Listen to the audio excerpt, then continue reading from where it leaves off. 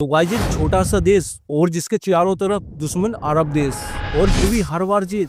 तो गाइस बात है 1945 की। इजराइल नया नया देश बना ही था और उसके चारों तरफ थे दुश्मन देश। तो गाइस इसमें 5 देशों ने प्लान बनाया और इजराइल पे अटैक कर दिया।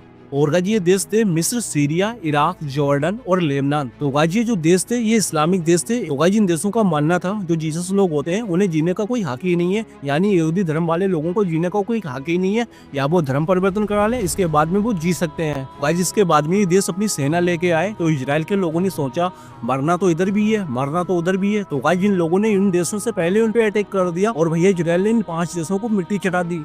और गाइस इन देशों को पीटने के बाद इन्हें अपना पालतू बना लिया। जब चाहे इजराइल इन पे मिसाइल दाग देता है, जब चाहे वो इन पे कुछ भी कर देता है, लेकिन ये देश उन पे पलटवार नहीं करते।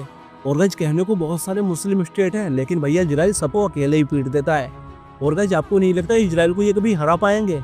तो गाइस अगर अभी वर्ल्ड वॉर 3 स्टार्ट हो जाए तो इस दुनिया में सबसे पहले कौन से देश बर्बाद होंगे? तो गाइस सबसे पहले ये देश बिल्कुल बर्बाद हो जाएंगे। तो गाइस जिसमें सबसे पहले नंबर पे आता है यूक्रेन, जो कि गाइस जिसमें रसिया की मार झेल रहा है।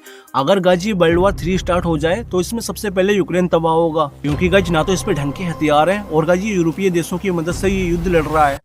तो गाइस इसके बाद में दूसरा नंबर आता है इजराइल का, क्योंकि गाइस इजराइल के चारों जो देश हैं वो सब इसके दुश्मन हैं। लेकिन इस देश के बर्बाद होने के चांस बहुत ही कम है, क्योंकि गाइस इसके पास दुनिया की हर टेक्नोलॉजी है और गाइस इसके जो आसपास देश हैं वो इसके सारे दुश्मन हैं और ये अकेले उन्हें पीट देता है।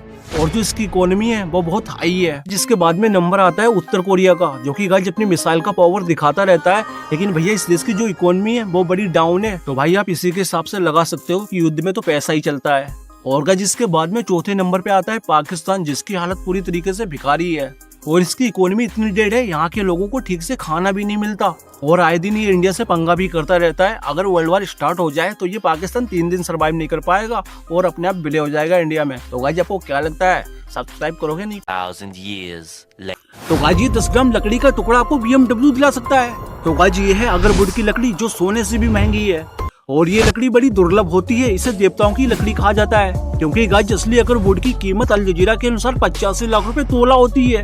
और गाइस ये लकड़ी चाइना और इंडिया और अरब के जंगलों में पाई जाती है, जो बड़ी दुर्लभ लकड़ी होती है। और गाइस अगर आप इसके पेड़ को काटने जाओगे ना तो ये पेड़ खतरा महसूस होने पे एक राल निकाल देता है, जिससे आपको बदसूरत पेड़ लगता है, लेकिन अंदर तो सोना छिपा होता है। गाइस आप सब्सक्राइब करो यार, 83 फॉलोअर्स ही है मेरे।